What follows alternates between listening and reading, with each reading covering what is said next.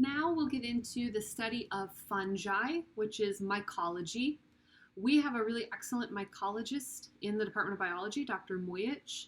He is more of an environmental mycologist, but he does know a lot about all kinds of fungi. We're going to be specifically interested in fungi that can cause human disease. Fungi are heterotrophic eukaryotes. So now we're talking about eukaryotic organisms. They have a nucleus. Heterotrophic means they cannot make their own food, so they have to acquire food from some other source. They can be saprobes, basically consuming decomposing material. This is where we commonly think of fungi like mushrooms. They can be symbionts or commensals, interacting in either a beneficial way or at least a neutral way with a host.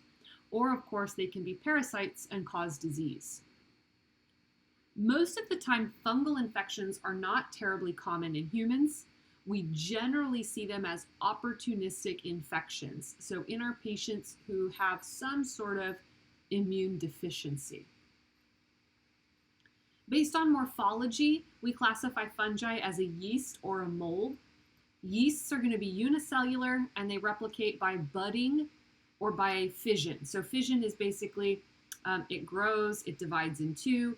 Budding is that the new cell will basically pop off the old cell, like it grows a little balloon and the balloon contains the new cell.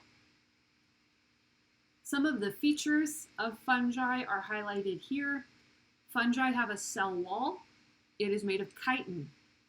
The cell wall of bacteria is made of peptidoglycan. Fungi have a cell membrane. We have a cell membrane. Their cell membrane contains a sterol called ergosterol. Sometimes people pronounce it ergosterol. Our membrane contains cholesterol. So that's why ergosterol is in fungi, cholesterol in humans. That's going to be important later.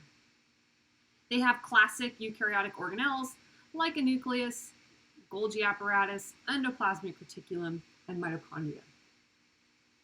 Molds are generally multicellular.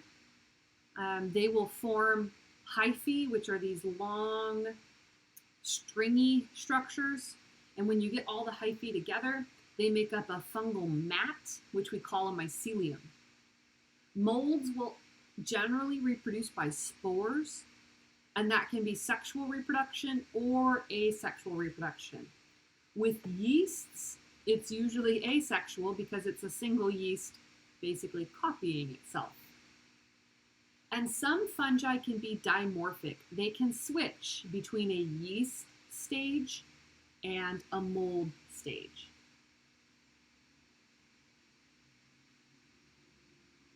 Here we're showing different types of reproduction. Fission, which is like we would see with bacteria. Budding, where the new one comes off the old. And some can reproduce by formation of a germ tube. So they basically stick out this long projection where we get, it's called pseudohyphae. They're not really hyphae. They're not these extended structures. It's more of a reproductive type of thing. Here we have, looking at some of the hyphae, sometimes they can be septate, meaning each nucleus is separated from another by a cell wall called a septum.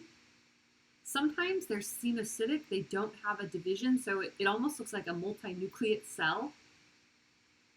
The septate hyphae can also have clamp connections where they kind of hold on to the next. And you can even have some types of little spores within the hyphae.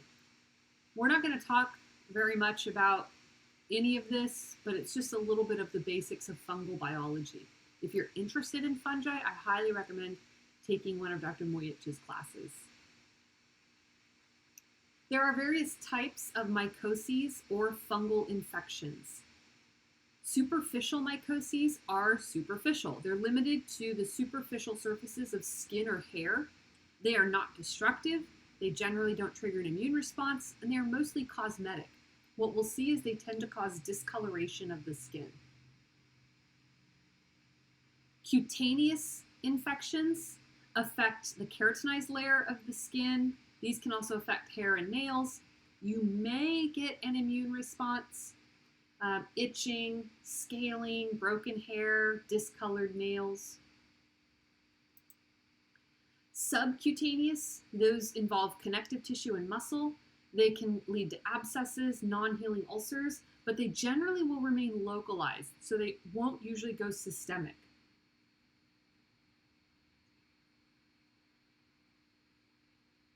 Endemic mycoses or endemic fungal infections are often referred to as systemic because they do go systemic. The handful of fungi that we'll talk about when we talk about endemic mycoses are the real pathogens. They can make a healthy individual sick.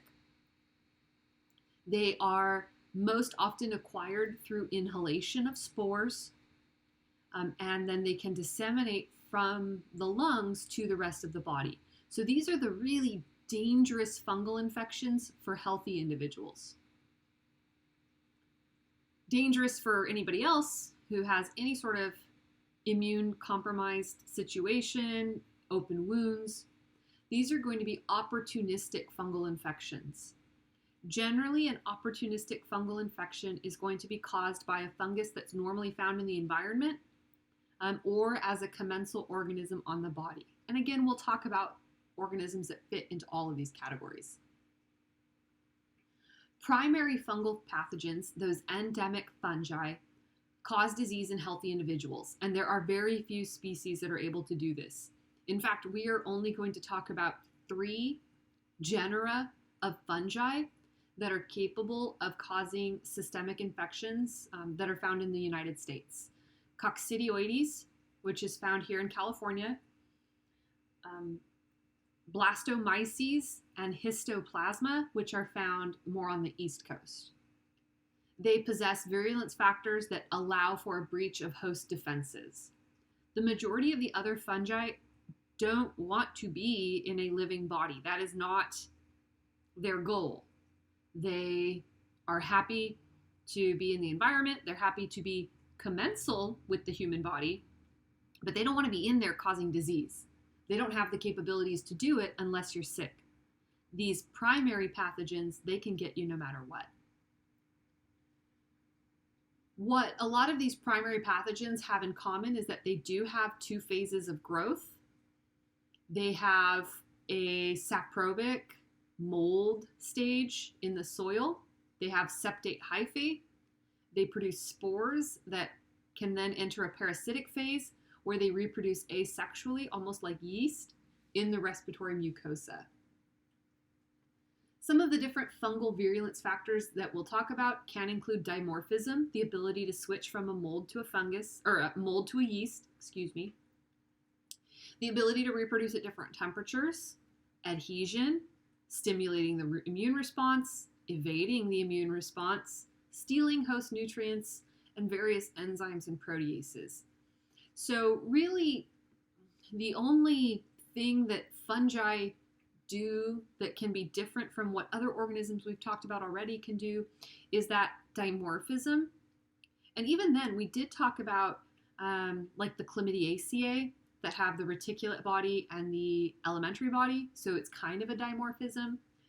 But fungi have some of those fungi that can have that classic switch between a yeast and a mold that can be considered a virulence factor. And finally, we're going to talk about various fungal diseases. Not a ton, because there aren't a ton that you'd actually experience in a clinical setting, but there's a table in chapter 59 of your book that lists a number of various conditions and describes the fungi that can cause those conditions.